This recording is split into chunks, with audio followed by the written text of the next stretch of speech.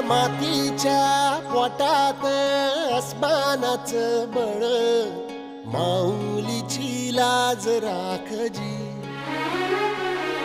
या विनमिन त्या दिव्याला